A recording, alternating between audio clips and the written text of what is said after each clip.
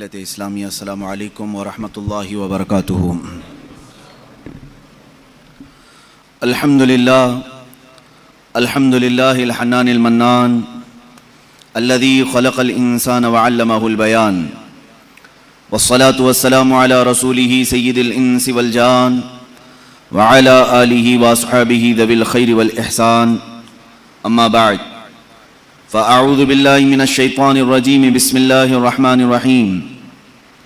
نون والقلم وما یسطرون ما انت بنعمت ربک بمجنون وان لک لاجرا غیر ممنون وانک لعلی خلق عظیم، صدق اللہ مولانا العظیم۔ بارگاہ رسالت مآب صلی اللہ تعالی علیہ وسلم میں درود پاک کا ہدیہ پیش کریں۔ اللہم صلی علی سیدنا و مولانا محمد معدن الجود والکرم وآلہ واصحابہ الکرام وابنہ الکریم وبارک وسلم صلاة دائمتا سرمدا ابدا۔ عزیزان گرامی وقار، آج کی اس محفل پاک میں رسول کرام وقار صلی اللہ تعالی علیہ وسلم کی بارگاہ بے کس پناہ میں آپ کے اخلاق عظیمہ کے سلسلے میں گفتگو کرنی ہے۔ اعلیٰ حضرت امام اہل سنت فاضل بریلوی رحمۃ اللہ تعالی علیہ نے بارگاہ رسول صلی اللہ تعالی علیہ وسلم میں خراج عقیدت پیش کرتے ہوئے یوں عرض کرتے ہیں: تیرے خلق کو رب نے جمیل کیا، تیرے خلق کو رب نے عظیم کہا، کوئی تجھ سا ہوا ہے نہ ہوگا شہا، تیرے خالق حسن و ادا کی قسم۔ یہ خدا نے ہے مرتبے تجھ کو دیا، نہ کسی کو ملا ہے نہ کسی کو ملے، کہ قرآن مجید نے کھائی شہا، تیرے شہر و کلام و بقا کی قسم۔ عزیزان گرامی وقار، قرآن عظیم خود اللہ کے حبیب صلی اللہ تعالی علیہ وسلم کے اخلاق عظیمہ کی گواہی دے رہا ہے۔ میں آپ کو یوں بتا دوں کہ انسان صرف ایک جسم اور صورت کا نام نہیں ہے، انسان اچھی عادتیں اور اچھے اخلاق کا پیکر ہو تو وہ انسان کہلایا جاتا ہے، اور انسان کی سب سے عظیم چیز جو اسے ممتاز کرتی ہے، عزت بخشتی ہے، وہ اس کے وہ اچھے عادات ہیں، اس کے اچھے اخلاق ہیں،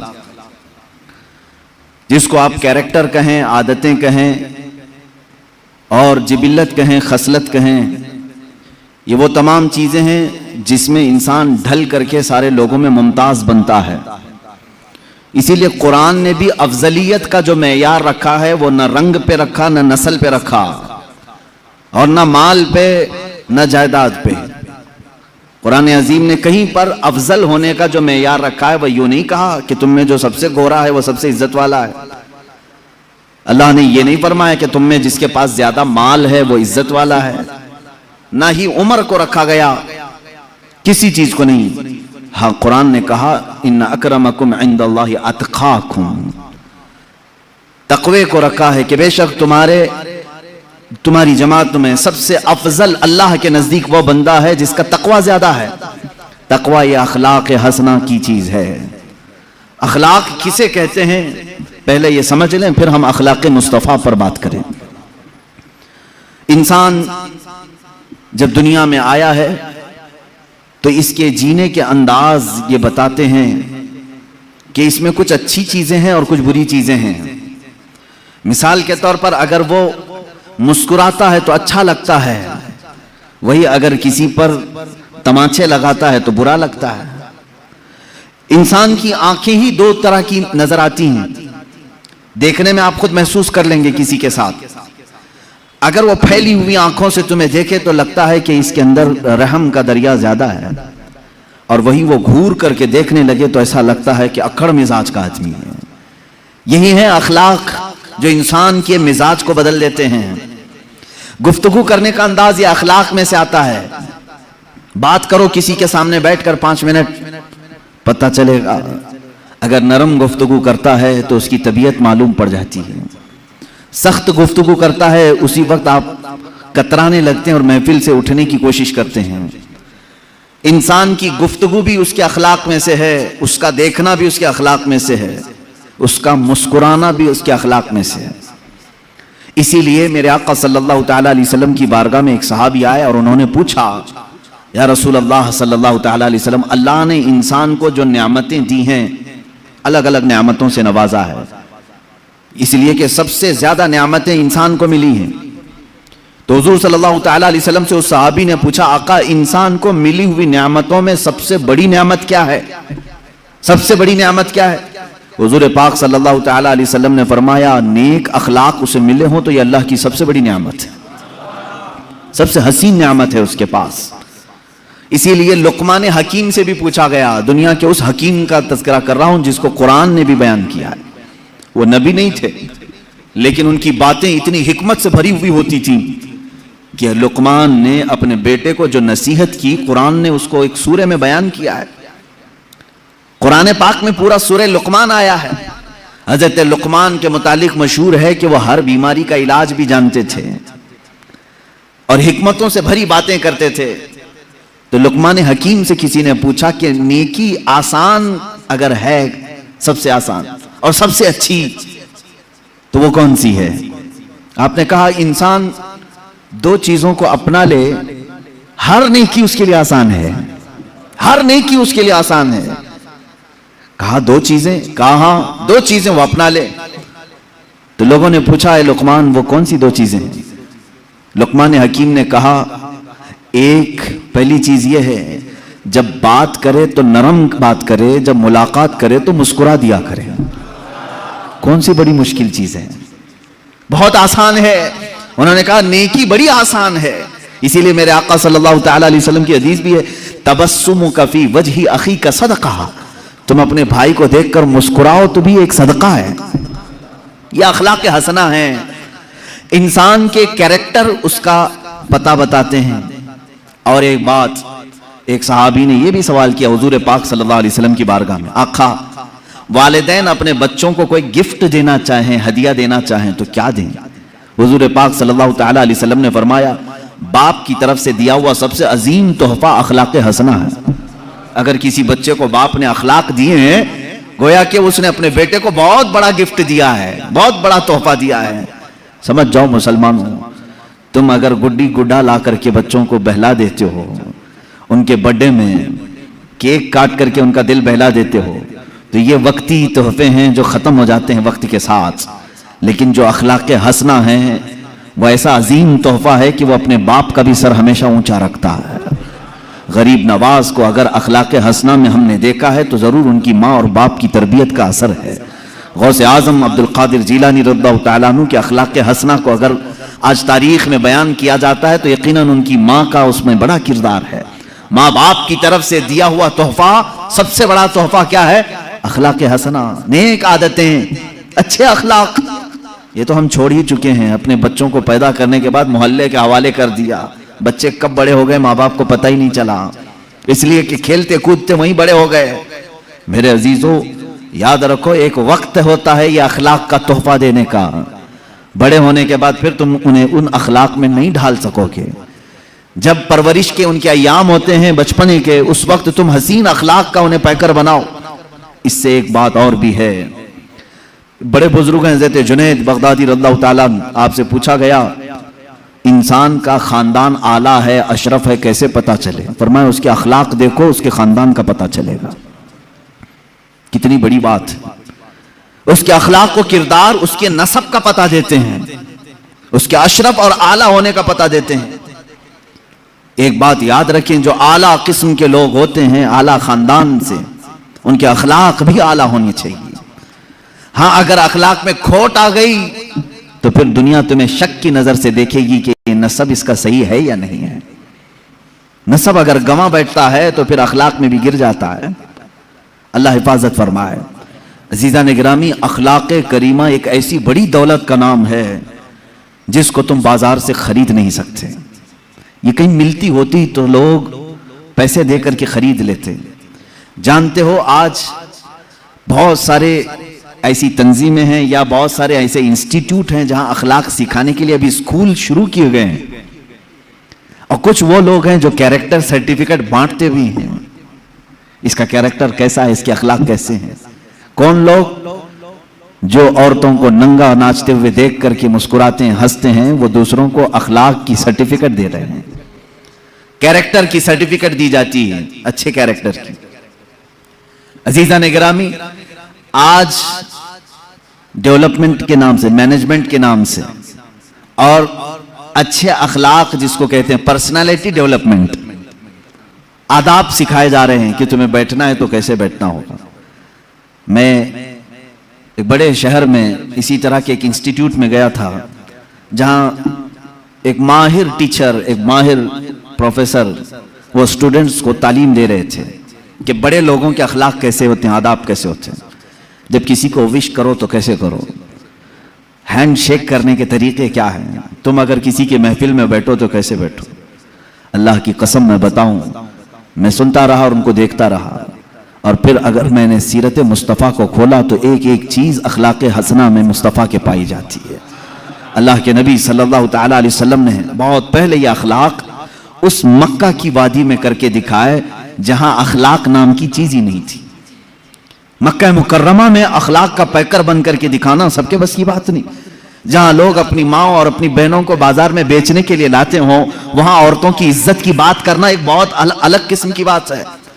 जहां लोग माल लूट करके रात भर महफिलें कायम करते हों, काफिला लुट जाता तो रात को शमे रोशन होती, रात भर खाते पकाते थे।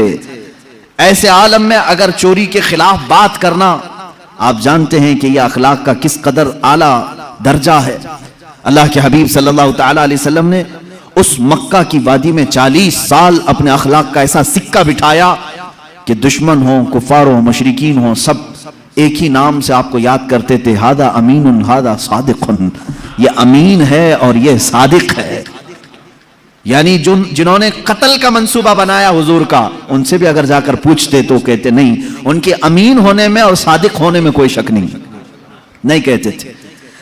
पूरी किताबें उठा करके देख लें, मक्का के काफिरों ने हुजूर सल्लल्लाहु तआला अलैहि वसल्लम को गालियां दी हैं, बहुत गालियां दी। क्या क्या कहा है वो बताऊं? जादूगर कहा, मजनू कहा, मिर्गी वाला कहा, माज़अल्लाह शायर कहा। लेकिन पूरे मक्का के काफिरों की बातों को खंगाल करके निकालो, कहीं किसी छोटे काफिर ने या बड़े काफिर ने मेरे आका के अखलाक पर एक बात भी नहीं कही, एक बात भी नहीं। गाली देने वाला तो जात को भी गाली देता है, कैरेक्टर को भी गाली देता है, लेकिन मक्का वालों ने ऐसी गाली हुजूर को कभी नहीं दी। हाँ, वो झूठी बातें थे जो करते थे, जादूगर कहना, शायर कहना, मजनू कहना, लेकिन कभी हुजूर पाक सल्लल्लाहु तआला अलैहि वसल्लम को उन्होंने झूठा नहीं कहा, इसलिए कि झूठ अखलाक ज़मीमा है, गिरे हुए अखलाक में से। इंसान कहां गिर जाता है?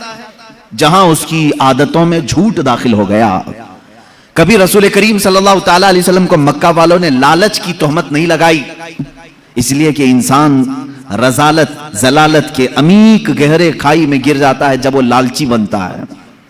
हुजूर पाक सल्लल्लाहु तआला अलैहि वसल्लम को हवस या नफसानी ख्वाहिश के ताल्लुक से कभी उन्होंने इल्जाम नहीं लगाया, ना तोहमत लगाई, कभी इस तरह के जुमले नहीं कहे।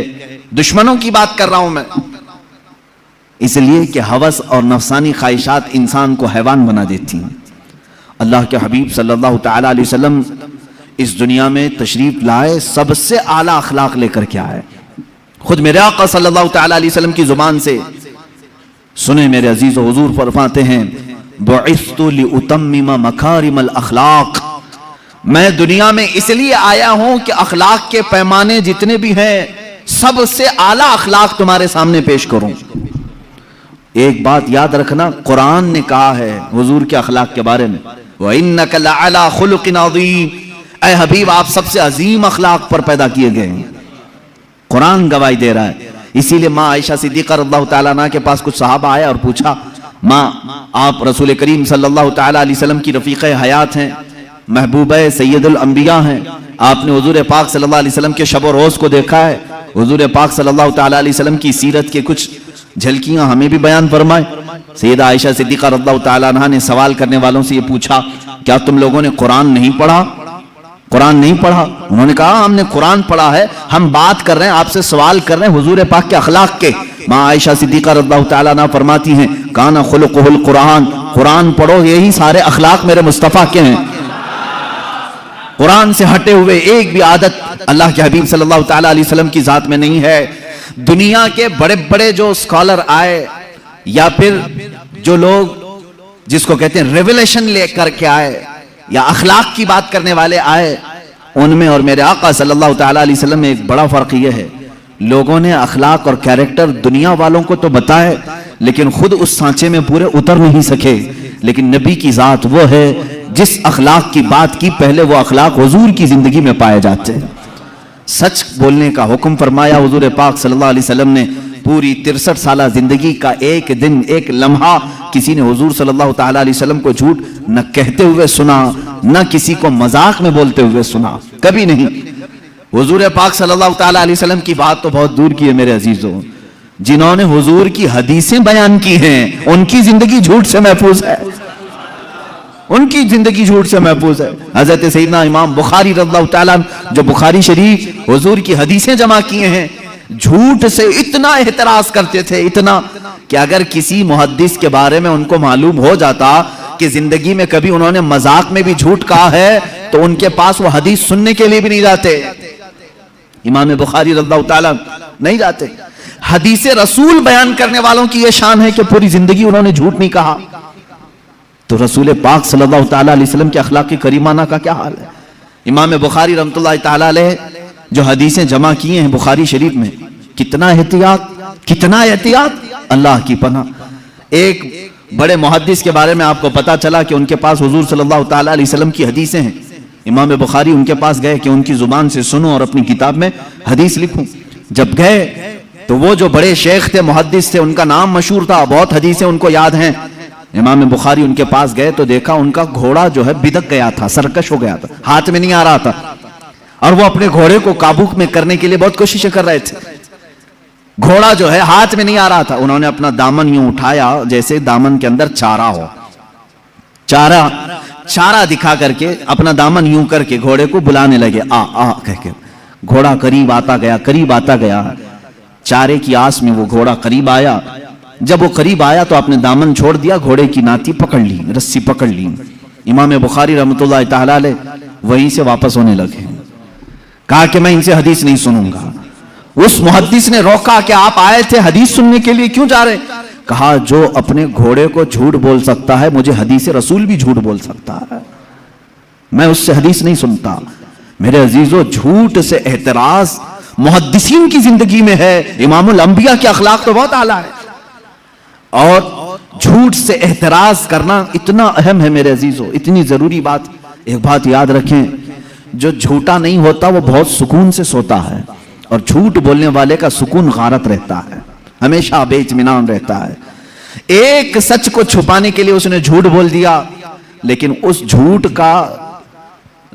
کی لاج رکھنے کے لیے اس کو اور 100 جھوٹ بولنے پڑتے ہیں، اس کے علاوہ الگ الگ گڑنا پڑتا ہے، دوسرا جھوٹ، پھر تیسرا جھوٹ، پھر چوتھا جھوٹ۔ یہ جھوٹ اخلاق ذمیمہ ہے، گرے ہوئے اخلاق میں سے ہے، اور میرے آقا صلی اللہ تعالیٰ علیہ وسلم کے اخلاق اس جھوٹ کے اپوزٹ ہے۔ حضور اکرم صلی اللہ تعالیٰ علیہ وسلم کے لقب میں صادق نام ہے، کیا آپ نے نہیں سنا؟ حضور صادق الامین ہے۔ اللہ کے نبی صلی اللہ تعالیٰ علیہ وسلم کے اخلاق کو اپناؤ میرے عزیزو، جھوٹ کو اپنی زندگی سے نکالو، یہاں تک کہ اپنے بچوں کو بھی اس کی سختی سے تاکید کرو۔ فارسی میں ہم نے ایک مقولہ پڑھا تھا، دروغ گورا حافظہ نہ باشد، جھوٹ بولنے والے کی یادداشت کمزور ہو جاتی ہے، اس کو یاد نہیں ہوتا۔ قرآن یاد کرنے والا ہو، کوئی بھی کتاب یاد کرنے والا ہو، وہ یہ سمجھ لے کہ جھوٹ بولے گا تو اس کا حافظہ کمزور ہو جائے گا، یادداشت سلامت نہیں رہتی۔ جھوٹ ایک ایسی نحوست ہے جو انسان کی زندگی کی طمانینت اور اس کے سکون کو غارت کر دیتی ہے۔ اسی لیے میرے آقا صلی اللہ تعالیٰ علیہ وسلم کے پاس ایک شخص آیا اور اس نے کہا کہ میرے پاس بہت بری عادتیں ہیں، بہت ساری، میں بیان تو نہیں کروں گا لیکن میں سب نہیں چھوڑ سکتا، کوئی ایک چیز آپ بولیں ایک ہی چھوڑوں گا، لیکن وعدہ کر کے چھوڑوں گا۔ شراب پیتا ہوں، جوا کھیلتا ہوں، یا جو بھی کام ہیں، بہت ساری بری عادتیں ہیں، لیکن آپ ایک عادت کو بولے میں چھوڑ دوں گا، وعدہ کروں۔ حضور نے فرمایا پکا وعدہ کرے گا؟ اس نے کہا ہاں۔ اللہ کے نبی صلی اللہ تعالیٰ علیہ وسلم نے فرمایا ٹھیک ہے، آج سے تو صرف جھوٹ چھوڑ دے، آج سے صرف تو جھوٹ چھوڑ دے، جب بھی میں تجھ سے سوال کروں گا تو جھوٹ نہیں بولے گا۔ اس نے کہا بالکل، میں نے آپ کے ہاتھ پر ہاتھ رکھا، وعدہ کر لیا۔ عرب کے لوگ بڑے پکے بھی ہو جاتے تھے، کسی بات کا عزم کر لیتے تو اس پر اٹل ہو جاتے. بہت ساری برائیاں چھپی ہوئی تھیں، معلوم نہیں تھیں، لوگوں پہ ظاہر نہیں تھی. کہا دوسری نہیں چھوڑوں گا میں. کہا ٹھیک ہے، دوسری نہیں چھوڑنا، ایک جو آپ نے کہا وہی چھوڑوں گا. گھر گیا. اس کے بعد اس کی دوسری جو عادتیں تھیں، خواہ وہ شراب کی ہو یا جوے کی ہو، جیسی اس عادت کے قریب جاتا اسے میرے آقا صلی اللہ علیہ وسلم کا خیال آتا. کل اگر محفل میں جاؤں گا، حضور نے اگر سوال کر لیا کل شراب پیا تھا، وعدہ کر کے آیا ہوں، جھوٹ تو نہیں بول سکتا، اور سچ بولوں گا تو سب میں ذلیل بھی ہو جاؤں گا، کوڑے بھی کھانے پڑ سکتے ہیں. جوا کی طرف اگر دھیان گیا تب پھر خیال آیا کل اگر اس کے بارے میں پوچھا گیا تو کیا جواب دوں گا، جھوٹ تو نہیں بول سکتا، آج وعدہ کر کے آیا ہوں. ایک رات میں ہر برائی کا خیال کرتا رہا اور پھر میرے مصطفیٰ کا بھی خیال آتا رہا. دوسرے دن وہ سکون کی نیند سو کر آیا. بارگاہ مصطفیٰ صلی اللہ علیہ وسلم میں حشاش وشاش طبیعت تھی. جو جھوٹ نہیں بولتا وہ بہت سکون سے رہتا ہے، اس کی طبیعت میں گھبراہٹ نہیں ہوتی. حضور پاک صلی اللہ تعالیٰ علیہ وسلم کی محفل میں آیا اور جو اس نے سوچا تھا وہی سوالات حضور نے کیا بھی. کہا کل ایسا تو نہیں کہ تو نے شراب پیا؟ کہا یا رسول اللہ ہرگز نہیں پیا. جوا کھیلا تھا؟ کہا ہرگز نہیں کھیلا. جتنی برائیوں کا حضور نے پوچھا بالکل نڈر ہو کر کے سچ بات کہا اور کہا اے میرے مولا تو نے ایسا رسول بھیجا، ایک برائی کو مجھ سے چھڑایا، اس کی صدقے میں اللہ پوری برائیاں ختم ہو گئی. یہ زندگی کا معیار یاد رکھو. جھوٹ ام الخبائث ہے، برائیوں کی ماں ہے. یہاں سے بہت ساری برائیاں تمہارے اندر جڑ پکڑتی ہیں. جھوٹا آدمی منافق ہوتا ہے، نفاق اس کے دل میں آنے لگتا ہے. اسی لیے کہ میرے آقا صلی اللہ تعالیٰ علیہ وسلم سے پوچھا گیا تھا منافق کی علامت کیا ہے، اس میں پہلی علامت حضور نے فرمایا بات کرے گا تو جھوٹ بولے گا. یہاں آج لوگوں کی عادت سی پڑ گئی ہے اور قسمیں کھاتے ہیں اس پر، جھوٹ پر پھر قسم بھی کھاتے ہیں، ماں کی قسم، باپ کی قسم، خدا کی قسم، معاذ اللہ. میرے عزیزو تم یہ سوچتے ہوں گے کہ زبان سے نکلا ہے کیا ہونا کیا ہے. یاد رکھو اللہ کے حبیب صلی اللہ تعالیٰ علیہ وسلم نے فرمایا قیامت کے دن بہت سارے وہ لوگ ہوں گے جن کو صرف یہ زبان کا ٹکڑا دوزخ میں لے جا رہا ہوگا. یہ گوشت کا ٹکڑا دوزخ میں لے جا رہا ہوگا اس لیے کہ جھوٹ بولتے تھے. اور یہاں تک کہ ایک حدیث ہے اللہ کے حبیب صلی اللہ تعالیٰ علیہ وسلم فرماتے ہیں انسان پہلے جھوٹ بولتا ہے، پھر دوسرا بولتا ہے، پھر تیسرا جھوٹ بولتا ہے. اتنا بولتا ہے کہ اللہ کے ہاں اسے کذوب لکھ دیا جاتا ہے، یعنی جھوٹا لکھ دیا جاتا ہے.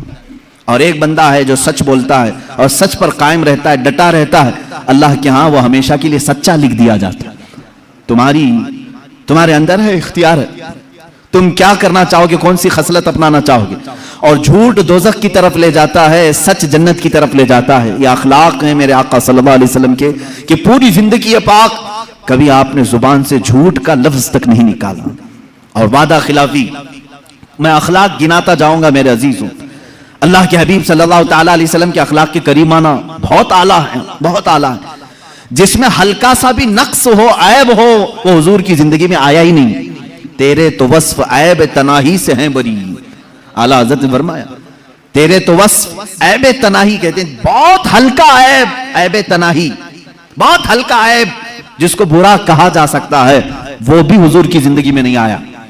تیرے تو وصف عیب تناہی سے ہیں بری، حیران ہوں میرے شاہ میں کیا کیا کہوں تجھے. آقا آپ کی زندگی پاک میں ایک ہلکا سا سوئی کے ناکے کے برابر بھی برا اخلاق آیا نہیں، کوئی بری عادت نہیں آئی. بری عادتیں جس کو آج بھی برا کہا جاتا ہے وہ اللہ کے نبی صلی اللہ علیہ وسلم کی زندگی میں کبھی نہیں سنو گے. آپ سچ کے پیکر تھے، وعدہ وفائی میں مکمل تھے. یہاں تک کہ حضور پاک صلی اللہ تعالیٰ علیہ وسلم جب کسی کو وعدہ کرتے تو اتنا ایفائے عہد کا اہتمام فرماتے تھے، وعدہ وفائی کا، کہ جہاں جس کو کہہ دیا. ایک مرتبہ بازار میں کسی شخص نے کہا کہ میں آ رہا ہوں، آپ رکے رہے ہیں. آپ نے کہا ہاں میں تیرے انتظار میں رکتا ہوں. وہ گیا اور بھول ہی گیا، پورا دن گزر گیا، وہ آیا ہی نہیں. میرے آقا صلی اللہ تعالیٰ علیہ وسلم وہیں کھڑے رہے، وہیں رہ گئے. کافی وقت کے بعد وہ تو بھولا ہوا شخص تھا، کئی لوگ آئے، کہا اللہ کے نبی صلی اللہ تعالیٰ علیہ وسلم یہیں کھڑے رہتے ہیں. کہا ایک شخص نے مجھ سے کہا تھا اور میں اس کے آنے کا انتظار کر رہا ہوں، میں نے وعدہ کیا تھا. وہ تو بھول گیا. واپس جب آیا تو میرے آقا صلی اللہ تعالیٰ علیہ وسلم کو اسی مقام پر پایا، بہت رویا. اللہ کے نبی صلی اللہ علیہ وسلم نے اس شخص سے کہا اے بندے، میں اللہ کی طرف سے اخلاق عالی، عظیم اخلاق کو پورا کرنے کے لیے دنیا میں آیا ہوں. اور میں کبھی وعدہ وفائی نہیں کرتا، وعدے کے خلاف نہیں کرتا۔ ایک صحابی وہ مشرکین میں سے آ کر کے حضور صلی اللہ تعالی علیہ وسلم کی بارگاہ میں ایمان لائے۔ وہ ایمان والے نہیں تھے، پہلے کافروں کی صحبت میں، کافروں نے بھیجا تھا حضور صلی اللہ علیہ وسلم کے پاس حالات دیکھنے کے لیے کہ دیکھ کر کے آؤ۔ تو انہوں نے کہا تھا میں 3 دن کے اندر لوٹ آؤں گا۔ وہ مدینے آئے لیکن اپنا دل دے بیٹھے، آئے تھے جاسوسی کرنے کے لیے۔ وہ حضور اکرم صلی اللہ علیہ وسلم کے اخلاق سے متاثر وہ ایمان لائے۔ انہوں نے کہا یا رسول اللہ صلی اللہ علیہ وسلم اب میں اس کفار و مشرکین کی غلاظتوں والے علاقے میں ہرگز نہیں جاؤں گا، میں نہیں جانا چاہتا۔ ایمان کی بہاریں مدینے میں ہیں، اخلاق عالی یہاں پر ہے۔ اللہ کے نبی صلی اللہ علیہ وسلم نے فرمایا میں وعدہ خلافی کرنے والوں کے ساتھ نہیں رہتا، تم اپنی جماعت والوں سے وعدہ کر کے آئے تھے، تم پلٹ جاؤ ان کے پاس، جاؤ ان کے پاس، پھر اگر تمہارا دل کرے تو واپس پھر مدینے آ جانا۔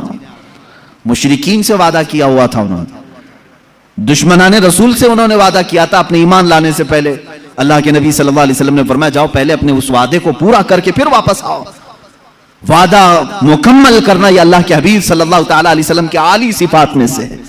یہاں کہا جاتا ہے کتنے وعدے ہوتے ہیں اور کس سے وعدے کیے جاتے ہیں، سب توڑ دیے جاتے ہیں، بھلا دیے جاتے ہیں۔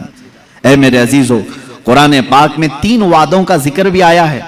ایک انبیاء سے اللہ نے وعدہ لیا ہے، دوسرے علماء سے اللہ نے ایک وعدہ لیا ہے، اور تمام مخلوق سے بھی اللہ نے ایک وعدہ لیا ہے۔ انبیاء سے وعدہ کیا تھا؟ اللہ نے فرمایا کہ اے تمام گروہ انبیاء، جب میرا آخری رسول دنیا میں آئے اگر وہ تمہاری کسی کی زندگی میں آئے تو تم سب کے سب اس پر ایمان لانا۔ کن سے وعدہ لیا تھا اللہ نے؟ انبیاء سے۔ ایک وعدہ یہ ہے، اور اللہ نے ان سے اقرار کروایا تھا۔ کیا تم اقرار کرتے ہو اس بات کا کہ جب میرا رسول آئے گا تم اس پر ایمان لاؤ گے، اس کی مدد کرو گے؟ سارے نبیوں نے کہا ہاں ہم اقرار کرتے ہیں۔ ایک وعدہ یہ۔ دوسرا، علماء جو دنیا میں عالم بن کر آنے والے، ان کی روحوں کو بھی اللہ نے، ان کی روحوں سے بھی اللہ نے وعدہ لیا۔ کیا کہ اے علماء کی جماعت، جب تم دنیا میں جاؤ گے تو صرف حق بیان کرو گے۔ لَتُبَيِّنُنَّهُ لِلنَّاسِ وَلَا تَكْتُمُونَهُ، کوئی بھی حق بات چھپاؤ گے نہیں۔ علماء نے بھی وعدہ کیا ہے اللہ سے، اور پھر ساری مخلوق، سارے انسان، ان سے بھی ایک اللہ نے وعدہ لیا۔ کیا أَلَسْتُ بِرَبِّكُمْ، ساری روحوں سے اللہ نے پوچھا تھا کیا میں تمہارا رب نہیں ہوں؟ سبوں نے کہا تھا اے اللہ کیوں نہیں، تو ہی ہمارا رب ہے۔ اللہ نے پوچھا کیا تم اسی وعدے پر قائم رہو گے؟ اسی وعدے پر قائم رہو گے؟ سبوں نے کہا ہاں ہم اس وعدے پر قائم رہیں گے۔ لیکن پیدا ہونے کے بعد کتنے ہیں جو اس وعدے پر قائم ہیں، یہ سب کو معلوم ہے۔ الحمدللہ اللہ کا بڑا فضل و کرم ہے، ہم آج بھی اللہ کو ہی اپنا رب مانتے ہیں۔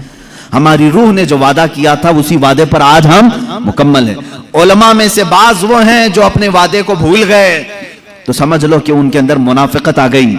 جو حق بیان نہیں کرنا چاہتے اور جو چھپانا چاہتے حق باتوں کو، ان کے اندر نفاق آ گیا، وہ اپنے مولا سے کیے ہوئے وعدے کو توڑ کر کے بیٹھے ہوئے ہیں۔ اور انبیاء کرام تو وعدہ خلافی کر ہی نہیں سکتے۔ میرے عزیزو، قرآن میں یہ 3 وعدوں کا ذکر آیا ہے۔ اب آپ کی زندگی میں ابھی اگر کبھی کسی سے وعدہ کیا تو یاد رکھ لینا، مومن کا وعدہ یہ الفاظ کی پھینکائی نہیں ہے، یہ زبان کی اسی طرح چلائے ہوئے تیر نہیں ہے۔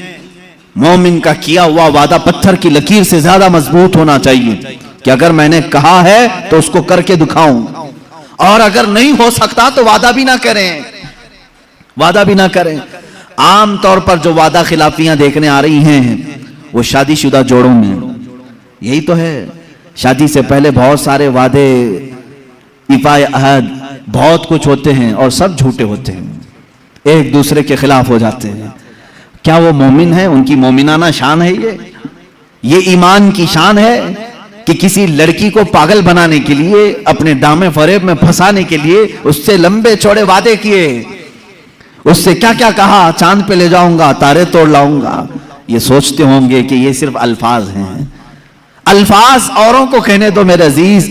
مومن صرف الفاظ پھینکتا نہیں، مومن جو کہتا ہے اس کو مکمل کر کے رہتا ہے۔ ایمان والوں کا تقاضا یہ ہونا چاہیے کہ وہ کسی سے بھی وعدہ کرے تو پورا کرے۔ اللہ کے نبی صلی اللہ تعالی علیہ وسلم جانوروں سے بھی اگر وعدہ کرتے تو پورا کرتے تھے۔ جانوروں کی بات اللہ کے نبی صلی اللہ تعالی علیہ وسلم نے فرمایا کسی جانور سے بھی اس طرح کا سلوک نہ کرو. آپ یہاں اپنے اخلاق کو اگر بدلنا چاہیں تو سیرت مصطفیٰ کا پورا مطالعہ شروع کرو. اللہ کے حبیب صلی اللہ تعالی علیہ وسلم کے اخلاق عالی ہے. کیا آپ نے کبھی کسی سے وعدہ خلافی نہیں کی؟ صادق الوعد الامین، آپ وعدے کو بھی سچا کرنے والے اور امانت دار تھے.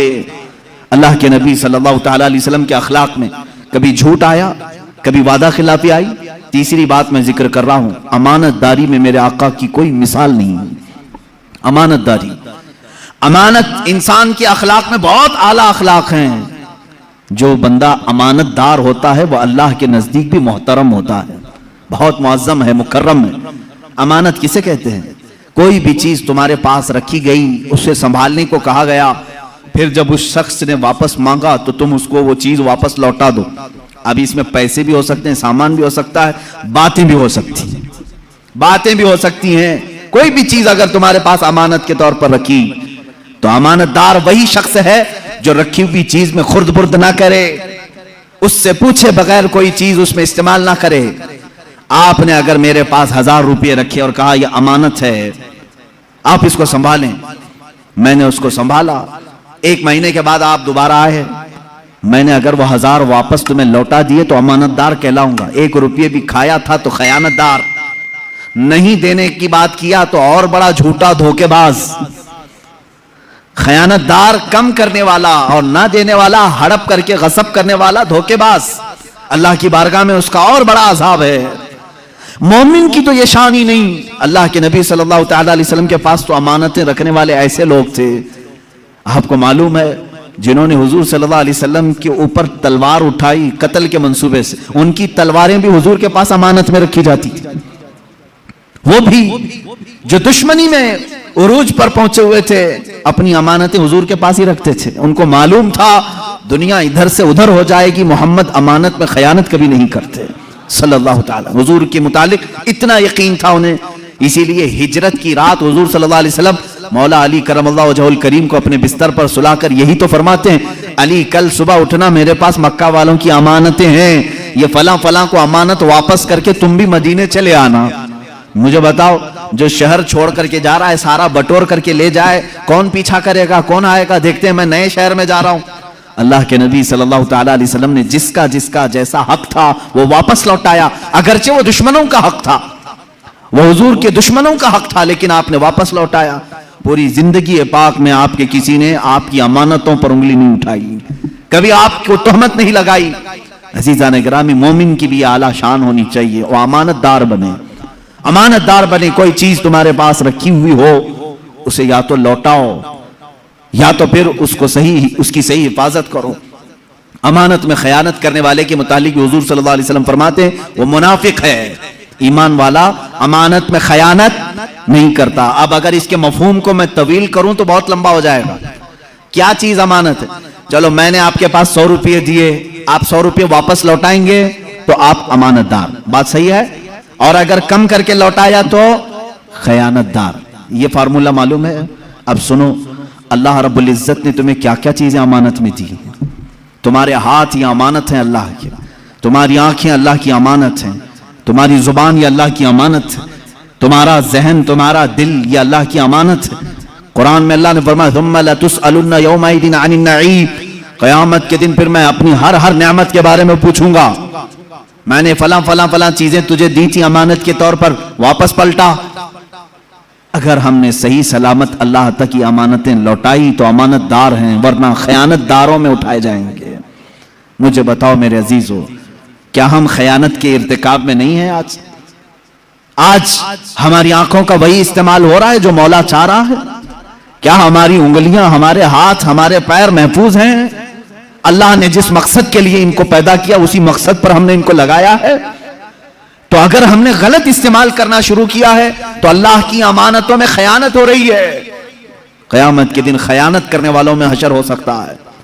ہاں، لیکن اللہ رب العزت عفو و غفور و کریم و رؤوف و رحیم ہے. وہ چاہے تو تمہاری خیانتوں کو معاف کرے گا، معاف کرے گا. پھر سے اللہ تبارک و تعالیٰ تمہیں پاک و صاف کر کے اٹھائے گا. توبہ کر لو، اب تک اگر خیانت کی تھی اپنے ہاتھوں سے، اپنے آنکھوں سے یا اپنی زبان سے، توبہ کر لو، باز آ جاؤ. یہ کہو اے بار الہ تیری دی ہوئی آنکھیں میں نے غلط جگہ استعمال کی، تیری دی ہوئی زبان سے میں نے غلاظتیں نکالی.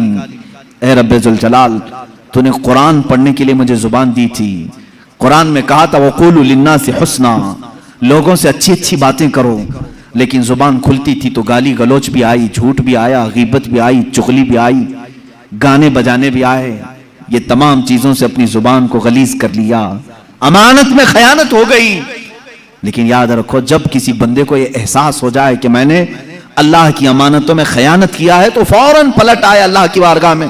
اس لیے کہ رب تعالیٰ فرماتا ہے اب بھی ہمارا در رحمت کھلا ہے، تمہاری خیانتوں کو اللہ معاف کرے گا، اللہ معاف فرمائے گا. عزیزان گرامی وقار، رسول کریم صلی اللہ تعالیٰ علیہ وسلم کے اخلاق میں جھوٹ کبھی نہیں آیا، وعدہ خلافی کبھی نہیں آئی، امانت میں خیانت کبھی نہیں آئی. یہ تو وہ چیزیں ہیں جو منافقت پیدا کرتی ہیں. حضور اکرم کی زندگی پاک میں کبھی یہ چیزیں نہیں آئی. اب ذرا اللہ کے حبیب صلی اللہ تعالیٰ علیہ وسلم کے معاشرتی اخلاق میں بتاؤں. معاشرتی اخلاق کا مطلب کیا ہے؟ کہ ایک سوسائٹی میں رہنے کے لیے کون سے اخلاق کی ضرورت ہے، کیسی عادتیں ہونی چاہیے آپ کے اندر سوسائٹی میں رہیں. دیکھیں، اخلاق ایک بہت بڑا ٹاپک ہے، اور اس پر اگر مسلمان پورا نہیں اترا تو میں سمجھتا ہوں کہ وہ اسلام میں پورا آیا ہی نہیں. حضور صلی اللہ تعالیٰ علیہ وسلم سے پوچھا گیا دین کیا ہے؟ حضور نے فرمایا اخلاق. پھر پوچھا گیا دین کیا ہے؟ حضور نے فرمایا اخلاق. پھر پوچھا گیا دین کیا ہے؟ فرمایا اخلاق. اچھی عادتوں کا نام دین ہے. اور پھر ایک حدیث پاک میں ہے الدین النصیحہ، دین خیر خواہی کرنے کا نام ہے، اچھا سوچنے کا نام ہے. کس کے بارے میں اچھا سوچیں؟ للہ ولرسولہ وللمؤمنین عامہ. حضور فرماتے ہیں اللہ کے بارے میں ہمیشہ اچھا سوچو، رسول کے بارے میں ہمیشہ اچھا سوچو، اور تمام مومنین کے بارے میں ہمیشہ اچھا سوچو. یہی پورا دین ہے، یہی پورا دین ہے. میرا اللہ کریم ہے، رحیم ہے، غفور ہے، ستار ہے، جبار ہے، میں نے اس کے متعلق ہمیشہ اچھا سوچا. یہ دین ہے. رسول کے بارے میں اچھا سوچو، لرسول ہی، میرے رسول اعلیٰ اخلاق والے ہیں، محبتوں کے پیکر ہیں. رسول کریم جود و سخا کے حامل ہیں. رسول کریم صلی اللہ تعالیٰ علیہ وسلم دنیا کے سب سے اشرف اعلیٰ اکمل انسان ہیں، اجمل انسان. میں نے اچھا سوچا حضور کے متعلق. یہ دین ہے. اور پھر رہی بات مومنین کے لیے بھی حضور نے فرمایا اچھا سوچو، وَلِلْمُؤْمِنِينَ عَامَّةً، تمام مومنوں کے بارے میں خیر خواہی کرو. یہ اخلاق ہے اور یہی دین ہے. اب حضور اکرم صلی اللہ تعالیٰ علیہ وسلم سے پوچھا گیا ایمان، ایمان کا ایک حصہ حضور سے پوچھا گیا ایمان کیا ہے. حضور نے 70 شاخیں بیان فرمائی ہیں ایمان کی. ایمان کے کتنے شاخیں ہیں؟ 70 شاخیں ہیں، 70 ڈپارٹمنٹ ہیں. حضور پاک صلی اللہ تعالیٰ علیہ وسلم نے اس میں سے ایک بیان یہ فرمایا المسلم من سلم المسلمون من لسانہ ویدہ. مسلمان تو وہ ہے جس کے ہاتھ سے اور جس کی زبان سے دوسرے مسلمان محفوظ ہوں. جس کے ہاتھ سے اور جس کی زبان سے دوسرے مسلمان محفوظ ہوں، وہ اسلام کے اعلیٰ اخلاق پر ہے. ایمان کا ایک حصہ یہ ہے، حضور پاک صلی اللہ علیہ وسلم فرماتے ہیں ان تحب لاخیہ ما یحب لنفسہ، ما تحب لنفسہ، تم اپنے بھائی کے لیے وہی چیز پسند کرو جو اپنے لیے پسند کرتے ہو. یہ اخلاق ہے. یہی ایمان والوں کے ساتھ، مومنین کے ساتھ خیر خواہی کرنے کا معاملہ ہے، مطلب ہے. اور اللہ کے حبیب صلی اللہ تعالیٰ علیہ وسلم نے صرف بیان نہیں کیا بلکہ کر کے دکھایا ہے ہمیشہ. اللہ کے رسول صلی اللہ تعالیٰ علیہ وسلم جو اپنے لیے پسند فرماتے تھے وہی سارے صحابہ کے لیے پسند کرتے تھے. غرور و تکبر، نخوت، گھمنڈ، ان تمام چیزوں سے میرے آقا صلی اللہ تعالیٰ علیہ وسلم بہت دور تھے. کبھی آپ نے کبر نہیں فرمایا. خود فرماتے ہیں میں سید الاولین ہوں، سید الآخرین ہوں، ولا فخر، لیکن میں اس پر گھمنڈ نہیں کرتا. حضور پاک صلی اللہ تعالیٰ علیہ وسلم فرماتے ہیں انا سید ولد آدم ولا فخر، میں آدم کی ساری اولاد کا سردار ہوں لیکن اس بات پر گھمنڈ نہیں کرتا. اللہ کے حبیب صلی اللہ علیہ وسلم فرماتے ہیں میں اس پر تکبر نہیں کرتا، بڑائی نہیں مارتا. اللہ کے رسول صلی اللہ تعالیٰ علیہ وسلم نے معاشرتی اخلاق جو بیان کیے ہیں وہ آج ضرور سنو اور دوسروں تک پہنچاؤ. سوسائٹی میں رہنے کے لیے کون سے اخلاق چاہیے؟ آپ ایک معاشرے میں رہ رہے ہیں، ایک محلے میں رہ رہے ہیں، آپ کے اخلاق کیسے رہیں؟ رسول کریم صلی اللہ تعالیٰ علیہ وسلم کی تعلیمات جب پڑھو، اللہ اللہ، میرے آقا فرماتے ہیں میری امت میں سے وہ ایمان والا ہے ہی نہیں کہ رات کو کھانا پیٹ بھر کر کھا کے سویا ہو اور اس کا پڑوسی بھوکا سو رہا ہو۔ اس کے پڑوسی کے گھر میں اگر کھانا نہیں تھا اور تمہارے گھر میں کھانا پکا تھا تو تم کو اللہ کے نبی صلی اللہ علیہ وسلم نے فرمایا ابھی تم ایمان کے درجے کو پہنچے نہیں۔ یہ ہے معاشرتی اخلاق، سوسائٹی کے اخلاق، کہ جس جگہ تم رہ رہے ہو اپنے ساتھ دوسروں کی فکر رکھنا۔ میں کھا رہا ہوں تو میرے بغل والے کا کیا حال ہے، اگر وہ لوگ بھی اچھے ہیں تو تم بھی اچھے کھاؤ۔ آپ کے گھر کے اگل بغل پڑوس میں سارے لوگ اچھی چیزیں کھا رہے ہیں تو تم بھی کھاؤ۔ یہاں تک کہ حضور اکرم صلی اللہ علیہ وسلم نے فرمایا جب تم سالن بنایا کرو تو پانی زیادہ ڈال لو۔ کیوں؟ پتلا سالن کھانا اچھا ہے؟ پتلا سالن کھانا اچھا ہے؟ حضور پاک صلی اللہ تعالیٰ علیہ وسلم کے تعلیمات کا مفہوم میں بتا رہا ہوں۔ فرماتے ہیں کہ تم جب سالن بنایا کرو تو تھوڑا شوربے میں پانی زیادہ کر لو تاکہ تمہارے پڑوسیوں کو بھی تھوڑا اس میں دے سکو، اور اگر کوئی گاڑا سالن ہی دے سکتا ہے تو دے دے۔ یہ اس کے لیے فرمایا گیا جو بہت ہی غریب ہے اور کبھی سالن پکا رہا ہے، فرمایا گیا تو بھی اکیلا مت کھا، تیرے سالن میں تھوڑا پانی زیادہ کر کے دوسروں کو بھی شامل کر لے۔ یہ سوسائٹی کے اخلاق ہیں۔ یہ ساری چیزیں کیا آج ہم میں سے اٹھ نہیں گئی؟ ہمارے ہاں کتنے بیمار پڑے ہوں گے، ہم میں سے کوئی ان کو دیکھنے نہیں جاتا۔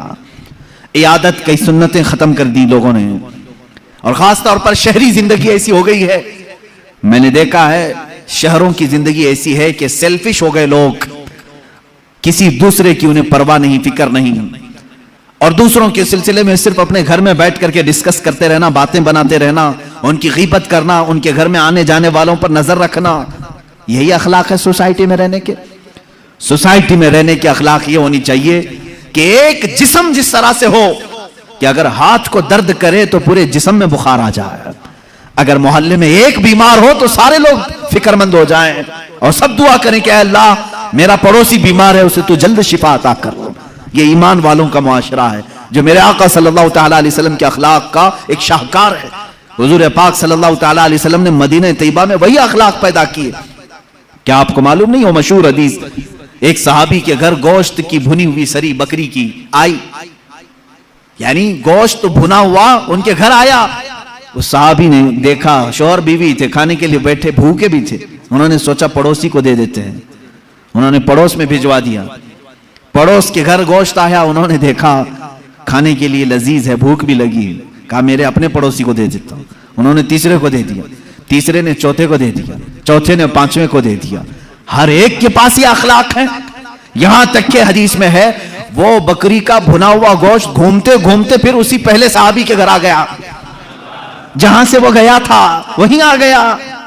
اس کا مطلب ہے کہ مدینے میں حضور پاک صلی اللہ تعالیٰ علیہ وسلم نے اعلیٰ قسم کے انسانوں کی سوسائٹی بنائی تھی جو ایک دوسرے پر اپنی جان وارفتہ کرتے تھے، جان بچھاتے تھے۔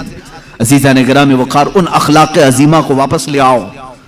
رسول کریم صلی اللہ تعالیٰ علیہ وسلم کے عظیم اخلاق میں سے یہ ہے کہ آپ دوسروں کی فکر کے لیے ہمہ وقت مصروف رہتے، یہاں تک کہ چند مثالیں میں آپ کو بتاؤں۔ حضور پاک صلی اللہ تعالیٰ علیہ وسلم سے ایک صحابی آئے اور انہوں نے پوچھا آقا میں آپ کو کہاں ڈھونڈوں، کہاں ڈھونڈوں؟ وہ ڈھونڈ ڈھونڈ کر کے آئے تھے مدینے میں، اور ایک جگہ حضور پاک صلی اللہ علیہ وسلم سے ملاقات ہو گئی۔ حضور نے دیکھا ان کو، مسکرایا، جواب کیا فرمایا؟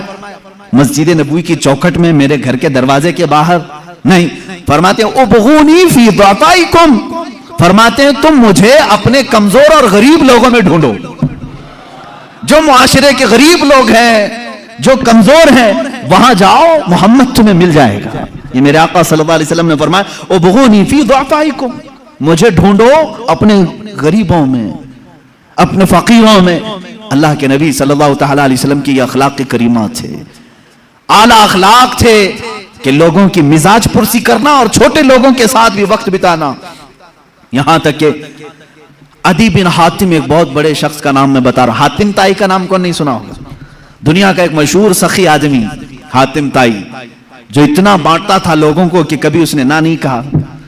مشہور ہے کہ اس کے 7 دروازے تھے محل کے، ایک دروازے سے کوئی آتا اس کو اتنا دیا جاتا، پھر دوسرے دروازے پر آتا تو اتنا اور دیا جاتا، تیسرے دروازے پر آتا تو اتنا اور دیا جاتا، सातों दरवाजों पर अगर कोई एक मांगने वाला आता तो सातों दरवाजों से हातिम ताई देता था। हुजूर पाक सल्लल्लाहु ताला अलैहि वसल्लम के जमाने से थोड़ा सा पहला जमाना है हातिम ताई का। हातिम ताई का वो बड़ा सखी इंसान था। हुजूर पाक सल्लल्लाहु ताला अलैहि वसल्लम के बाद फरामीन में उसकी तारीफ भी मिलती।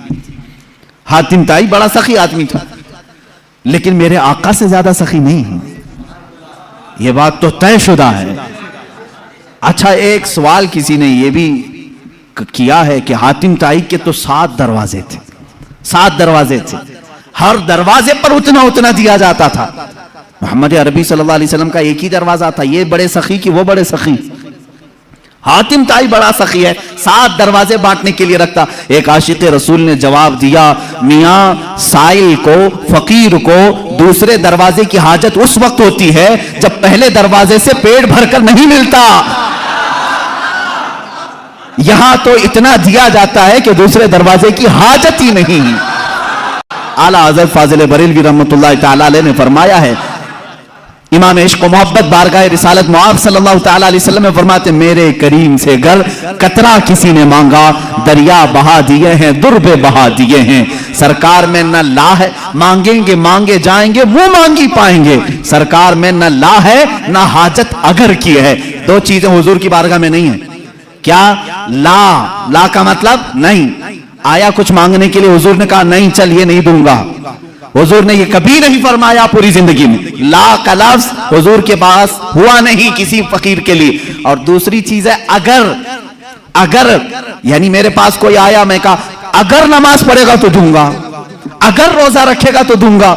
हुजूर ने कभी किसी को बांटा है तो अगर पे भी नहीं दिया, अगर तो अच्छा बनेगा तो दूंगा, नहीं। आला हज़रत फरमाते हैं, सरकार में न ला है न हाजत अगर की है। वाह क्या जूदो करम है शहे बता तेरा, नहीं सुनता ही नहीं मांगने वाला तेरा। उस हातिम ताई के बेटे की बात कर रहा हूं, अदी बिन हातिम। अदी नाम था, अदी। ये एक जंग में हुजूर पाक सल्लल्लाहु तआला अलैहि वसल्लम के सहाबा के मध्य मुकाबिल आया, और अदी की बहन भी थी। बहन गिरफ्तार होकर के आ गई। अदी भाग करके मुल्क शाम चले गए। वो यमन में रहते थे, यमन में लड़ाई हुई, सहाबा गालिब आए, वो यमन से फरार होकर मुल्क शाम चला गया। अदी की बहन गिरफ्तार होकर मदीना तैयबा आई। हुजूर पाक सल्लल्लाहु तआला अलैहि वसल्लम ने सहाबा से फरमाया, अगरचे वो कैदी बनकर के आई, लेकिन हातिम की बेटी है, उसके साथ अच्छे अखलाक से पेश आओ। कैदियों के साथ अच्छे अखलाक से पेश आना मेरे आका की शान है।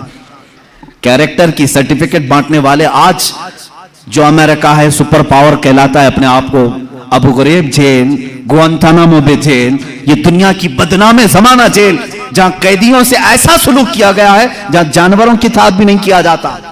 इराक के कैदी, इराक के, शाम के, ईरान के जो कैदी इनके यहां आए, उन जेलों में रख करके इतनी सजाएं दी गई, अल्लाह की पनाह। इनके अमेरिकी फौजियों ने कैदियों के मुंह में पेशाब किया है, ये तारीख में मौजूद चीजें हैं। और उनको अजियतों से ऐसा गुजारा है कि मैं बयान नहीं कर सकता उनके साथ क्या क्या किया जाता है। जानवरों से भी ज्यादा जलील उनके मुसले किए गए हैं, मुसले किए गए हैं, आंखों में सलाइयां फेरी गई। आज के जमाने में ये कैदियों के साथ इस तरह का सलूक करते हैं। अल्लाह के नबी सल्लल्लाहु तआला अलैहि वसल्लम ने कैदियों के साथ बुरा सलूक नहीं फरमाया। बदर से ही ले लें आप, जंगे बदर में तो 70 कैदी आ गए थे, लेकिन अल्लाह के नबी सल्लल्लाहु अलैहि वसल्लम ने किसी को न जलाने का हुक्म दिया न मारने का। बाद सहाबा कह रहे थे कि ये वही लोग हैं जो मक्का में सहाबा को मारते थे, कत्ल भी किया है इन लोगों ने, ये आज पकड़े गए, इनको मारें। नबी कौनैन सल्लल्लाहु तआला अलैहि वसल्लम ने उन कैदियों के मुतालिक कहा, जिसके पास फिदिया है फिदिया देकर के आजाद हो जाए, और जिसके पास फिदिया देने की रकम नहीं है वो मेरे 10 सहाबा को कोई हुनर सिखा दे, वो आजाद हो जाए। जंग में कैदी होकर के आए हैं, ऐसों को तो कोई नहीं छोड़ता। हाथ दे के लिए बॉर्डर क्रॉस होकर के कभी हिंदुस्तानी पाकिस्तान पहुंच जाए, 40 साल तक ना पाकिस्तान छोड़ता है ना कहीं कोई दूसरा मुल्क छोड़ता है। बॉर्डर क्रॉस कर लिया, इलीगल कैदी है वो, पूरी जिंदगी का कैदी, आज पूरी दुनिया जानती है। लेकिन अखलाक रसूल की एक मिसाल तुम नहीं पेश कर सकोगे। कैदियों के साथ कैदी जब आ जाते थे तो मस्जिद नबवी में ही उन्हें रखा जाता था, ऐसा नहीं कि उनको जंगल में, मैदान में, सहरा में बांध करके रखते। मस्जिद नबवी का एक हिस्सा उनके लिए رکھ دیا گیا تھا کہ جو بھی جنگوں میں قیدی گرفتار ہو کر کے آئے انہیں یہاں رکھو. کیوں؟ اس لیے کہ وہ قیدی صرف 2 دن قید میں رہتے, 3 دن قید میں رہتے, پھر چھوٹ جاتے. کیوں چھوٹ کیوں جاتے؟ اس لیے کہ صحابہ کے اخلاق اور نمازیں جو دیکھتے وہیں سے وہ کلمے پڑھنے لگ جاتے تھے. یہ حکمت بالغہ تھی میرے آقا صلی اللہ علیہ وسلم کی. قیدیوں کو محبتوں سے ایمان کی طرف بھی بلایا, اور جو ایمان لایا پھر وہ کسی کا قیدی نہیں, پھر کسی کا قیدی نہیں. حتیٰ کہ قاتل بھی ایمان لایا ہے تو حضور نے معاف کیا ہے. اب عدی بن حاتم کی بات میں کر رہا ہوں. عدی بن حاتم بعد میں یہ صحابی ہو گئے. عدی بن حاتم جن کے متعلق یہ روایت ہے کہ وہ بھاگ کر کے ملک شام چلے گئے. ان کی بہن کو حضور صلی اللہ تعالیٰ علیہ وسلم نے آزاد کیا اور کہا جاؤ تمہارے بھائی کو بھی خوشخبری دے دو کہ اگر وہ آ جائیں تو انہیں بھی معاف کر دیا جائے. وہ گئی, جا کر کے عدی سے حضور کی بڑی تعریفیں کی. ایسے اخلاق والا میں نے کبھی کسی کو نہیں دیکھا. اے میرے بھائی چلو تو تم مدینے مل کے آتے ہیں. وہ اپنے بھائی کو لے کر مدینے آئی. حضور پاک صلی اللہ تعالیٰ علیہ وسلم سے پہلے تو ملنا نہیں چاہ رہے تھے. عدی جب آئے حضور پاک صلی اللہ تعالیٰ علیہ وسلم نے مصافحہ کیا اور ہاتھ اپنے ہاتھ میں لے کر کے ہی چلنے لگے. وہ ایمان والے نہیں, ہاتھ اپنے ہاتھ میں لے کر مسجد نبوی کی طرف چلنے لگے. عدی کہتے ہیں کہ مجھے تو ایمان لانا نہیں تھا. حضور پاک صلی اللہ تعالیٰ علیہ وسلم کو صرف دیکھنے کے لیے آئے تھے. وہ اپنے اعلیٰ باپ کے بیٹے حاتم طائی کا بیٹا تھا, بہت اچھے اخلاق والا حاتم طائی. لیکن حضور پاک صلی اللہ تعالیٰ علیہ وسلم کے پاس جب حاتم طائی کا بیٹا آیا ہے, مسجد نبوی جانے سے پہلے راستے میں ایک بوڑھی عورت دوڑتی ہوئی آئی. الجھے ہوئے بال ہیں, پرانے کپڑے ہیں, دھول میں ہٹی ہوئی ہے, لوگوں کو ہٹاتے ہٹاتے آ رہی ہے. اللہ کے نبی صلی اللہ علیہ وسلم رک گئے. صحابہ نے کہا حضور یہ تو پاگل عورت ہے, بد زبان ہے, بہت بولتی ہے, آپ کے پاس آئے گی وقت ضائع کرے گی, کچھ نہ کچھ بولتی رہے گی. حضور نے فرمایا ہٹو اس کو آنے دو. صحابہ روک رہے تھے, وہ خاتون آگے بڑھتی آئی. اللہ کے نبی صلی اللہ علیہ وسلم نے فرمایا مجھے معلوم ہے پورے مدینے میں اس کی کوئی بات نہیں سنتا, اگر میں بھی نہ سنوں تو وہ کس کو سنائے گی. عدی بن حاتم کہتے ہیں میرا ہاتھ میرے آقا صلی اللہ علیہ وسلم کے ہاتھ میں تھا. وہ خاتون آئی, منٹ 2 منٹ نہیں گھنٹوں کھڑا کر کے رکھی رہی, بات کرتی رہی, بات کرتی رہی, بات کرتی رہی, اور کہی ہوئی بات وہی پلٹا پلٹا کر دوبارہ وہی باتیں کرتی رہی. عدی بن حاتم کہتے ہیں میں حضور کو دیکھ رہا تھا, اس عورت کی بات کو ایسے سن رہے ہیں جیسے کسی بڑے دانشمند کی بات سن رہے ہوں. بار بار اسے سر ہلا کر کے کہتے ہیں ہاں اچھا ایسی بات ہے, اچھا ایسی بات ہے. عدی بن حاتم کہتے ہیں یہ اللہ کا رسول ہے جو سامنے والے کو یہ احساس بھی ہونے نہیں دیتا کہ وہ پاگل ہے, یہ احساس بھی ہونے نہیں دیتا کہ اس کا ذہنی توازن خراب ہے. وہ عورت فخر سے کہتی تھی کہ تم لوگ مجھے پاگل کہتے ہو, دنیا کا سب سے اعلیٰ انسان میری بات سنتا ہے, سب سے اعلیٰ انسان میری بات سنتا ہے. لوگوں کی فیلنگ کو سمجھا کرو, کسی سے تھوڑی دیر بیٹھ کر کے تم گفتگو سن لو تو اس کی فیلنگ بڑھ جاتی ہے. عزیزان گرامی, عدی کہتے ہیں میں اسی وقت ایمان لے آیا. میں نے ایسے اخلاق کسی کے نہیں دیکھے جو عام قسم کے لوگوں کی بھی باتیں سننے کے لیے کھڑا ہو جاتا ہو اور اسے احساس ہونے نہیں دیتا. عزیزان گرامی وقار, مجھے آج بڑا قلق ہوتا ہے ان بچوں کو جن کی مائیں روتے ہوئے آ کر کہتی ہیں میرا بیٹا 2 منٹ بھی میرے پاس بیٹھتا نہیں, میری باتیں نہیں سنتا. کیا تمہاری ماں پاگل ہو چکی ہے؟ کیا تمہاری ماں بے وقوف ہو گئی ہے, بوڑھی ہو گئی ہے؟ آج تم اس کے پاس وقت نہیں گزارنا چاہتے؟ باپ کے پاس کون ایسا بیٹا ہے جو تھوڑی دیر بیٹھے؟ انصاف کرو اے جوانو. تم اپنے ان دوستوں کے ساتھ پوری پوری رات بتاتے ہو جو تمہارے پیسوں کے لالچی, تمہارے منصب کے لالچی ہیں, اور جس نے پورے خون پسینے کی کمائی سے تمہارے جسم میں طاقت بھری اس کے پاس آدھا گھنٹہ نہیں بیٹھنا چاہتے. ابا ٹائم نہیں ہے ابھی میرے پاس, جا رہا ہوں دوستوں کے پاس. تمہاری دنیا کا سب سے بہترین کوئی دوست ہے وہ تمہارا باپ ہے, سب سے بہترین دوست تمہاری ماں ہے, اس کے پاس اپنا وقت کیوں نہیں شیئر کرتے؟ یہ میرے پاس درد بھری ہوئی داستانوں کی فہرست ہے جو ماں اور باپ صرف یہ چاہتے ہیں کہ ہمارے بچے تھوڑا وقت ہمارے ساتھ بھی بتائیں, بڑھاپے میں ہماری باتیں سننے والا اب کوئی نہیں ہے. یاد رکھو تمہارے باپ اور ماں کی جو تم نے جوانی میں تعظیم کی یہ الگ مقام رکھتی ہے. اصل تعظیم تو وہ ہے جب تم جوان ہو اور وہ بوڑھے ہو چکے ہو, وہ پوچھی ہوئی بات کو بار بار پوچھ رہے ہوں تم سے, ایک ہی سوال کو دہرا رہے ہوں بار بار. تم چلا کر کے کہو گے اماں ابھی تو بتایا تھا, بار بار کیا پوچھتی ہے؟ نہ میرے عزیز, تم امت مصطفیٰ ہو, میرے آقا صلی اللہ تعالی علیہ وسلم ایک ایسی عورت جس کے مدینے میں کوئی بات نہیں سنتا، ایک ہی بات کو 70 بار سنا ہوگا، لیکن کبھی حضور نے نہیں فرمایا بھی تھوڑی دیر پہلے تو نے کہا تھا، نہ، اس کی بات ہر بات سنتے رہے۔ اپنے ماں باپ میں سے جب کوئی بڑھاپے کو پہنچ جائے، وہ تم سے بار بار سوال کرنے لگے، تو انہیں یہ احساس بھی ہونے نہیں دینا کہ انہوں نے تم کو اس سے پہلے بھی کوئی بات پوچھی تھی۔ ہر بار نئی تازگی کے ساتھ جواب دو، ہاں اماں ایسی بات تو ہے۔ کبھی تمہاری ماں نے پوچھا بیٹا صبح ناشتہ کیے تھے؟ کہا ہاں اماں ناشتہ ہو گیا۔ تھوڑی دیر کے بعد پھر پوچھی اماں بیٹا ناشتہ کیے تھے؟ کہا ہاں اماں ابھی تو ناشتہ کیا تھا۔ پھر پوچھا اس نے ناشتہ کیے بیٹا؟ کہا ہاں اماں ناشتہ کیا۔ یہ نہیں کہ اماں ابھی تو بتایا پھر پوچھ رہی ہو، نہیں، اسے یہ احساس تک ہونے نہ دو کہ اس نے 2 بار تم کو پہلے پوچھا ہے۔ یہ ہے ماں باپ کی تعظیم، یہ ہے حسن اخلاق۔ اللہ کے نبی صلی اللہ تعالی علیہ وسلم ان کی باتیں سنتے تھے جن کی دنیا میں کوئی نہیں سنتا تھا۔ اسی لیے شاعر نے کہا ہے لگاتے ہیں سینے سے اس کو بھی آقا جو ہوتا نہیں منہ لگانے کے قابل، جو ہوتا نہیں منہ لگانے کے قابل ہے۔ میرے عزیزو یہی تو ایک بھرم ہمارے پاس ہے، یہی تو ایک آس ہمارے پاس ہے۔ آج ہماری کوئی سنتا ہے تو صرف مصطفیٰ کریم کا دربار ہے، میرے آقا صلی اللہ تعالی علیہ وسلم۔ یہ آس بڑھ جاتی ہے، ہماری امیدیں بڑھ جاتی ہیں کہ ہماری اگر دنیا میں آج کوئی نہیں سن رہا، انشاءاللہ ایک دن مدینے پہنچ کر سب سنائیں گے، سب سنائیں گے۔ میرے آقا صلی اللہ تعالی علیہ وسلم دھتکاریں گے بھی نہیں، انکاریں گے بھی نہیں، سنیں گے پوری باتیں۔ یہاں تک کہ اللہ کے نبی صلی اللہ تعالی علیہ وسلم کے پاس لوگ آتے اپنی درد کی داستانیں سنانے کے لیے۔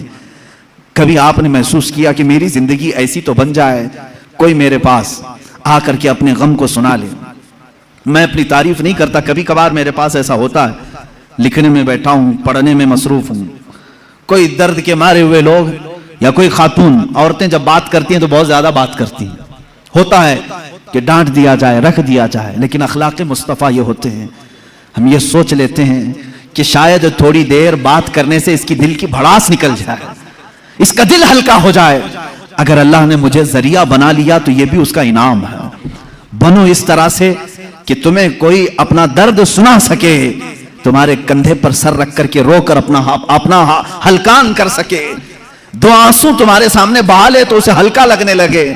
یہ نہیں کہ تم ہر ایک سے جی چھڑاتے ہوئے، جان چھڑاتے ہوئے بھاگتے رہو۔ کتنی مائیں آج تمہارے انتظار میں، ان جوانوں کی۔ میں نے شاید اس سے قبل بھی کہا ہو اپنی تقریروں میں، پھر میں آج دہراتا ہوں۔ ایک نوجوان ہے آج بھی، میں بچوں سے کہتا ہوں وقت کو غنیمت جانو میرے عزیز بچوں، جو اللہ نے تمہیں ماں باپ کی دولت سے نوازا ہے یہ دوبارہ نہیں ملتے۔ ایک بار ان کا جنازہ نکل جاتا ہے تو دنیا میں اندھیرا چھا جاتا ہے، پھر دوبارہ باپ کی جیسی کوئی چھت بھی نہیں ملتی اور ماں کی جیسا کوئی سایہ بھی نہیں ملتا۔ یاد رکھنا ہمیشہ۔ ایک نوجوان کو میں نے دیکھا تھا، وہ بڑا عیاش طبیعت کا تھا، ماں بیوہ ہے، بہت پہلے ہی شوہر کا انتقال ہو گیا تھا، بچہ صرف 4 سال کا تھا یا چھوٹا سا تھا۔ جب سے وہ گھروں کے کام کر کر کے اپنے بچے کو پالتی تھی، جوان ہوا تو اوباشوں کی صحبت میں لگ گیا، بدماشوں کی صحبت میں آ گیا۔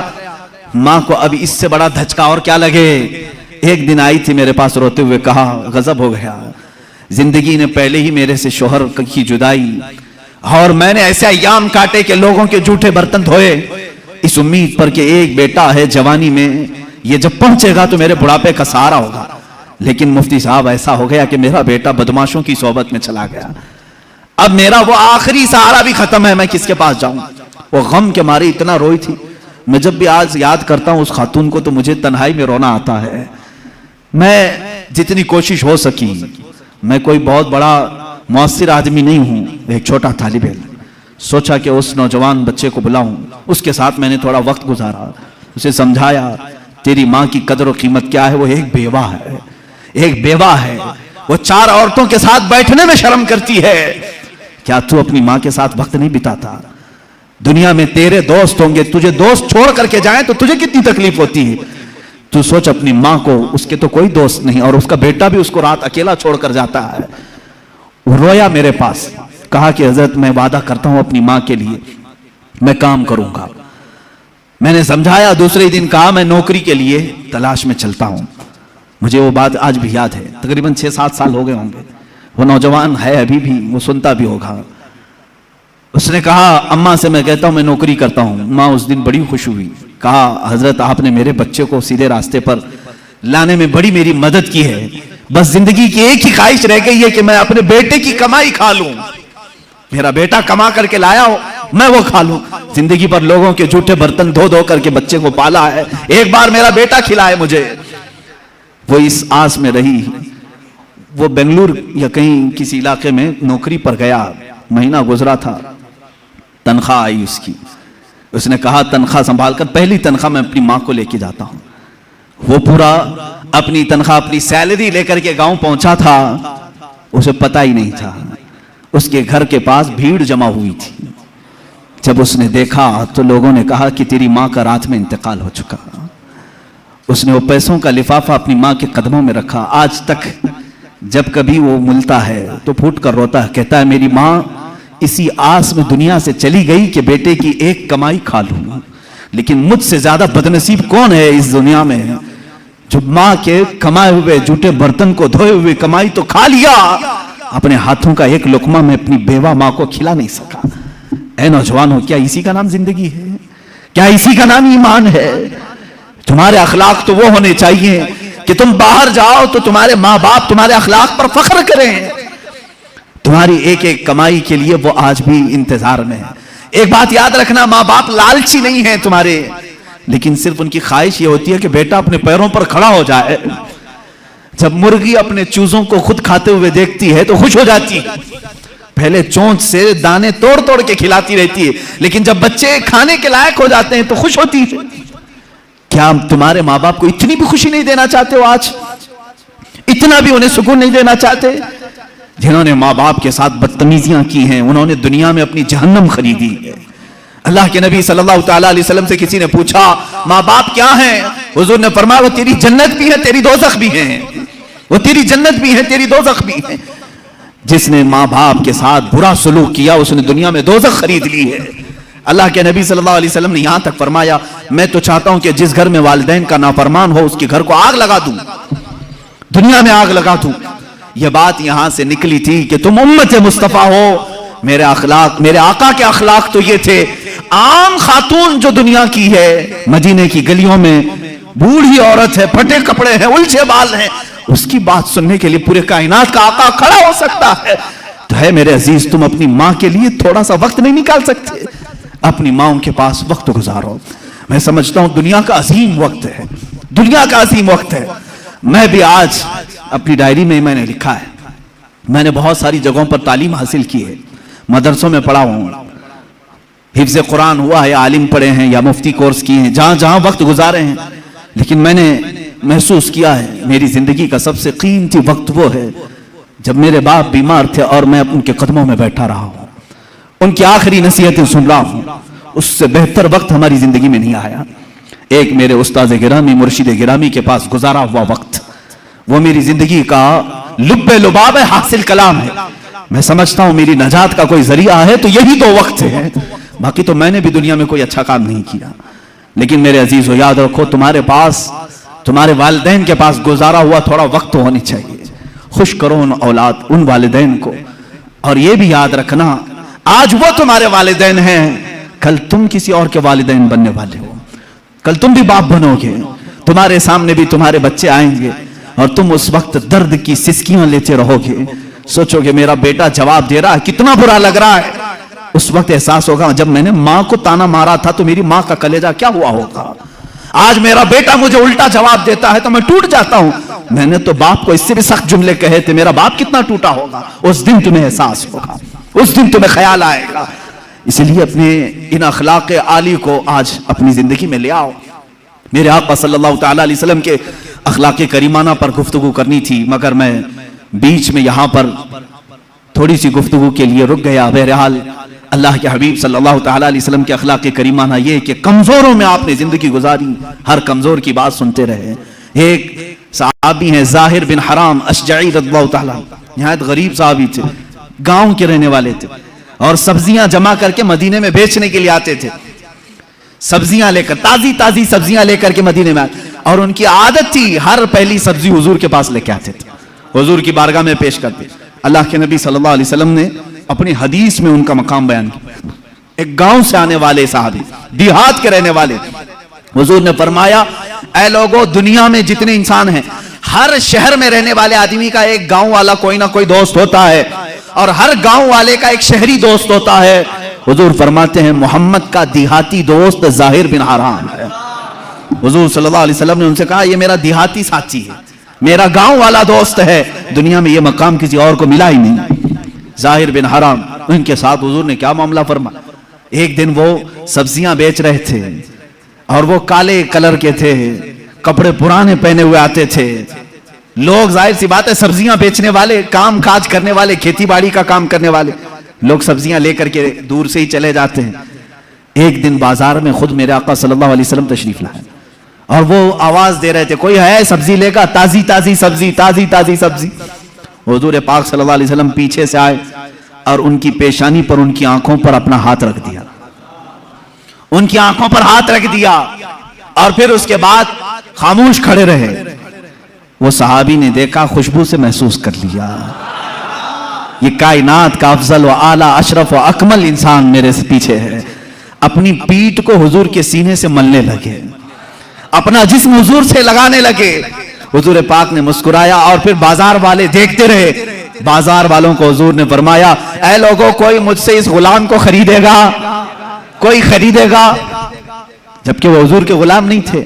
حضور پاک صلی اللہ علیہ وسلم نے جب یہ اعزاز کے ساتھ انہیں نوازا تو انہوں نے کہا یا رسول اللہ صلی اللہ علیہ وسلم مجھ جیسے کی بھی کوئی قیمت ہے, مجھے کون خریدے گا, کالا کلوٹا ہوں, پھٹے لباس میں رہتا ہوں, کھیتی باڑی کا کام کرتا ہوں. اللہ کے نبی صلی اللہ علیہ وسلم نے فرمایا اے ظاہر بن حرام آج کے بازار میں سبزی تو بیچنے آ رہا ہے مگر آج محمد عربی صلی اللہ علیہ وسلم ظاہر کو بیچ رہا ہے اور خریدار کوئی نہیں, اللہ رب العزت ہے. تیری عزت اللہ کی بارگاہ میں. ایک فقیر, ایک مزدور کے ساتھ یہ اخلاق کس کے ہیں؟ رسول پاک صلی اللہ علیہ وسلم کے. آپ مزدوروں سے دور ہٹتے ہو, یہ اس کا سٹیٹس الگ ہے, میرا سٹیٹس الگ ہے. یہاں تک کہ اللہ کے نبی صلی اللہ علیہ وسلم سے ایک صحابی کہتے ہیں میں گیا, چھوٹا مکان تھا, میں نے دعوت دے دی کہ حضور آ جائیں. حضور پاک صلی اللہ تعالیٰ علیہ وسلم تشریف لے کر آ گئے. میرے گھر میں اس دن کچھ نہیں تھا, میں نے تو سوچا تھا آتے ہیں کہ نہیں آتے معلوم نہیں. جو کی روٹی, ستو اور شہد, بس اس پر حضور کی دعوت کی اور حضور جاتے ہوئے کہتے ہیں بہت عظیم کھانا میرا آج ہوا ہے. گھر والے کا دل رکھا, غریب صحابی کا, کہتے ہیں بہت عظیم کھانا تم نے ہمیں کھلایا, پر تکلف کھانا تھا. یہ رسول کریم صلی اللہ تعالیٰ علیہ وسلم کے اخلاق کریمانہ ہیں.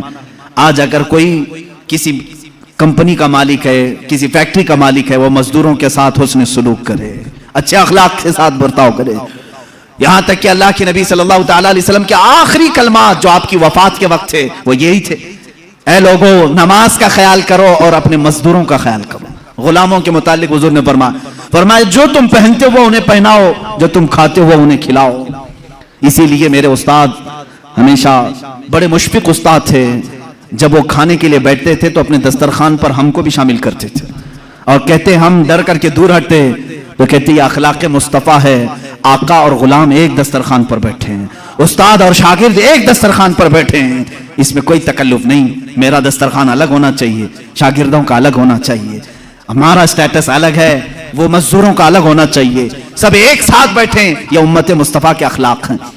رسول کریم صلی اللہ تعالیٰ علیہ وسلم کے اخلاق کے کریمانہ میں سے ایک بات یہ بھی تھی کہ آپ اپنے رشتہ داروں کا بھی اتنا ہی خیال فرماتے تھے اور دوسروں کا بھی.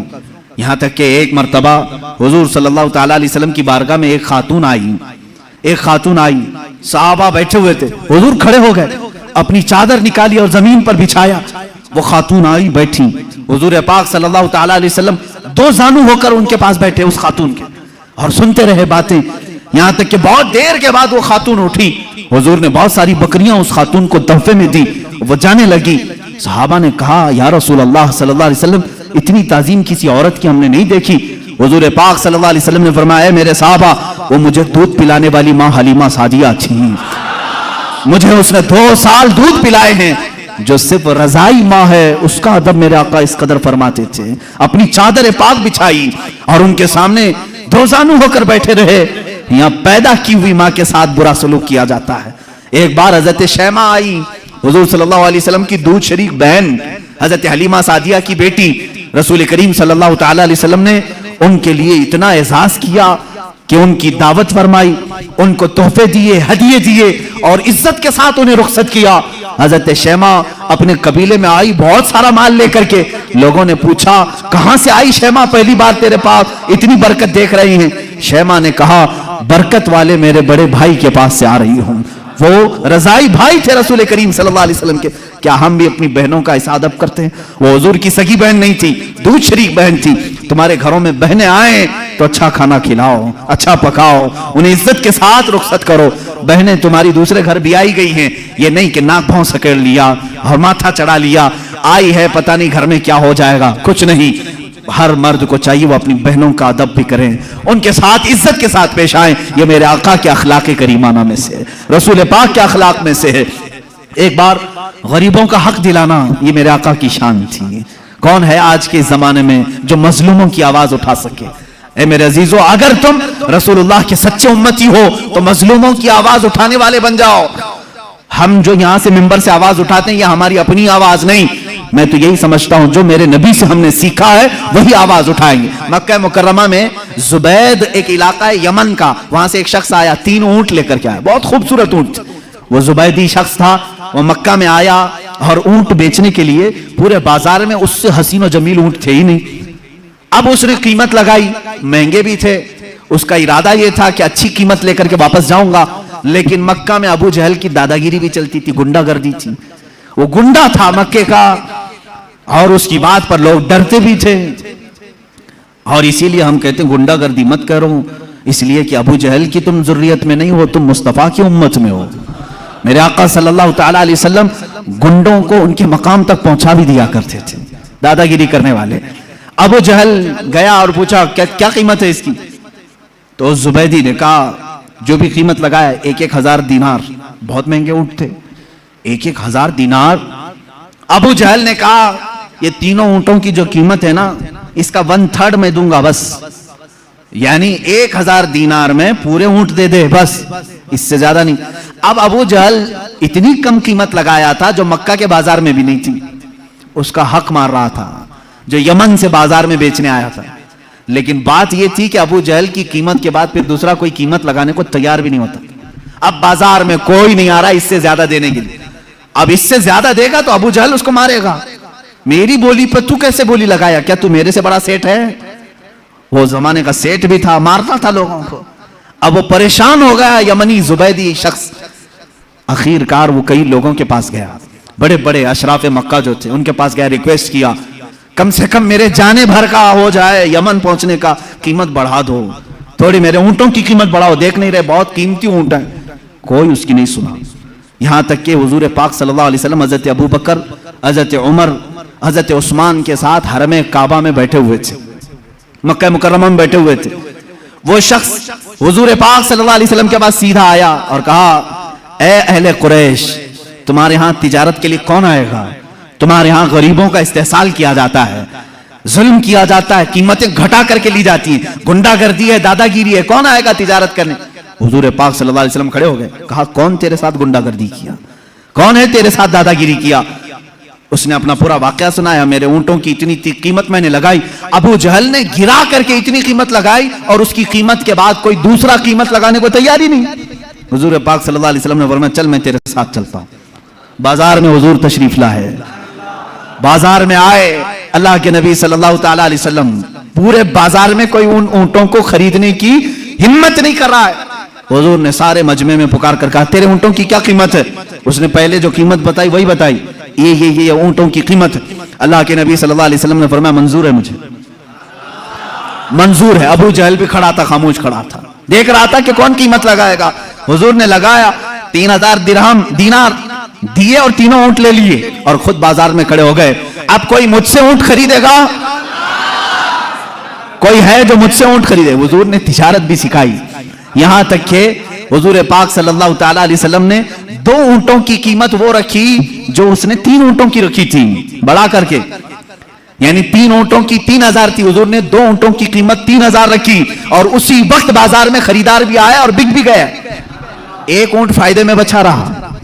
3,000 جو حضور نے اس کو دیے تھے وہ 3,000 2 اونٹوں میں واپس آئے, 1 اونٹ فائدے میں بچا رہا. اس 1 اونٹ کو میرے آقا صلی اللہ علیہ وسلم نے بیچا, تیسرا خریدار آیا اور وہ پورے مال کو وہی یمنی زبیدی شخص کے حوالے کیا. अपने अहले खाना को, अपने घर वालों को सब में तकसीम किया। ये सब माजरा देख रहे थे। अबू जहल खड़ा था, सीधे हुजूर चलते हुए अबू जहल के पास आए, सीधे उससे कहा, या उमर, उसका नाम उमर था, ऐ अबू जहल, ऐ उमर, आइंदा दोबारा किसी भी मजलूम के साथ ऐसा मामला ना करना, वरना तेरे साथ वो सलूक होगा मेरी जानिब से जिसको तू कभी जिंदगी में पसंद नहीं करेगा। उसने कहा, ठीक है, मैं वादा करता हूं आइंदा से किसी की कीमत नहीं गिराऊंगा। भीगी बिल्ली बन गया, डर गया इतना, जिसके रौब से सारे लोग डर रहे थे, कुछ नहीं। हुजूर शाहाना फतह के साथ निकले, सारे कुरैश के सरदार जल्दी जल्दी दौड़े आए। अबू जहल से कहा, क्या हो गया, क्यों घिग्गी बन गई थी? मोहम्मद से डर गए?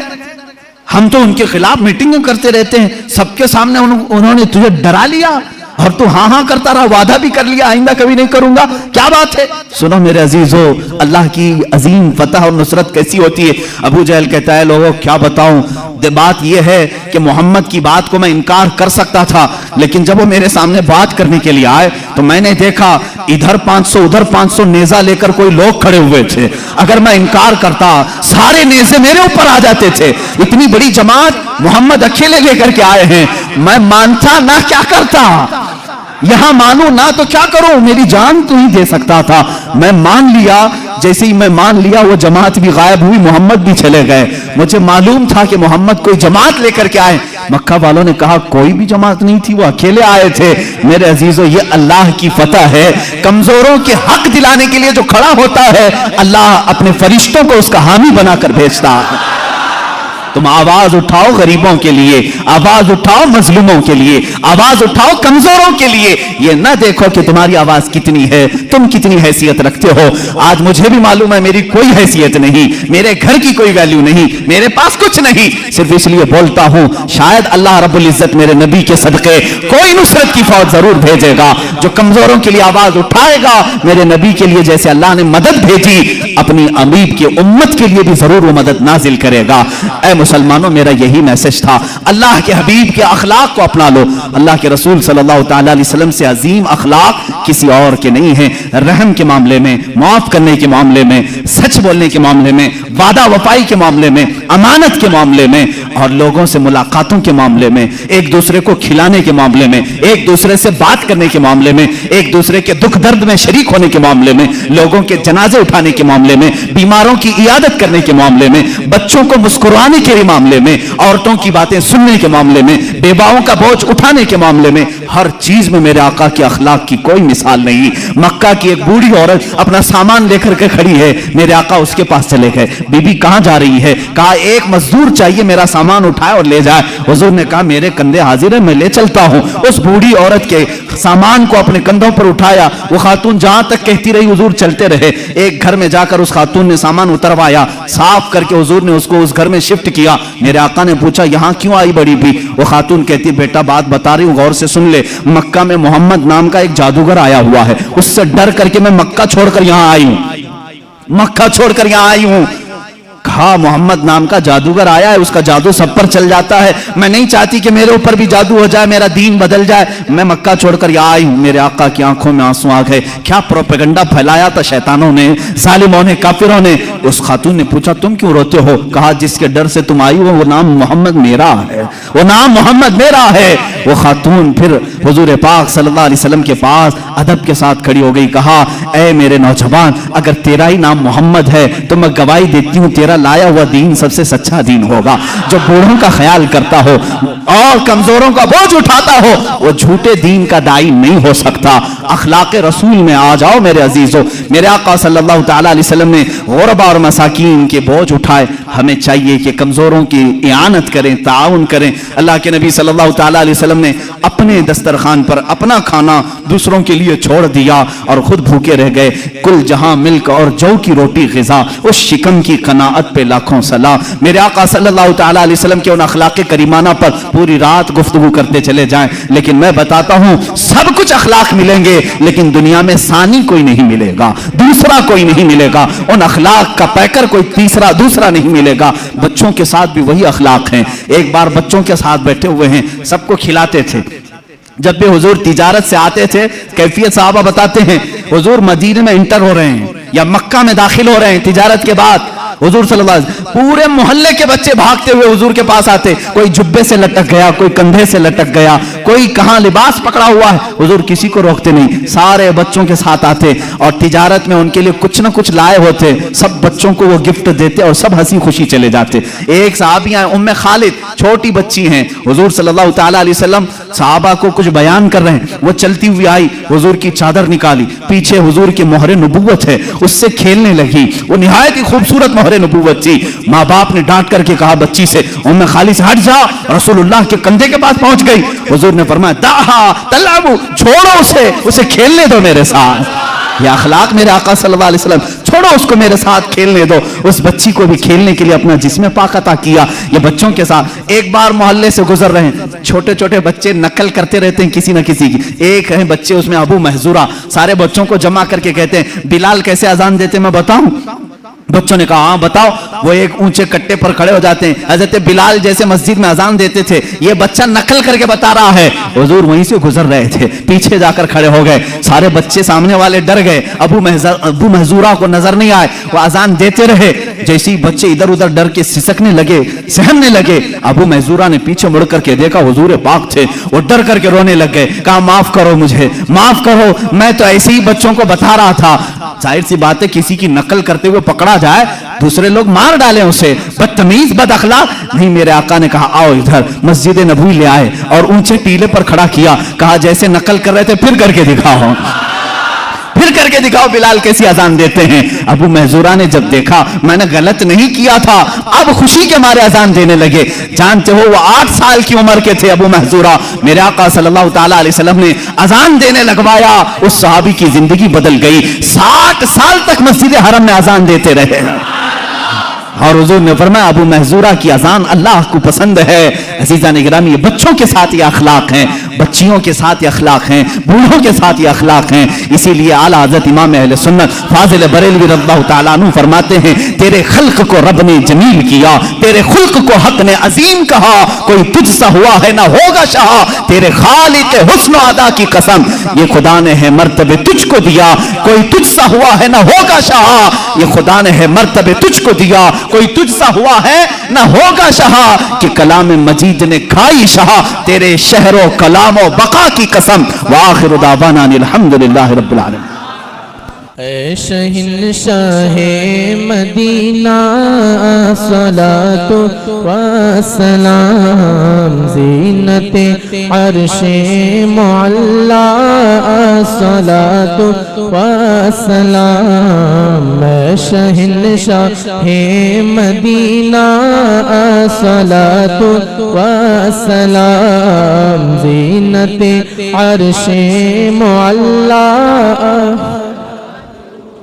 رب غبلی امتی کہتے ہوئے پیدا ہوئے, رب غبلی امتی کہتے ہوئے پیدا ہوئے.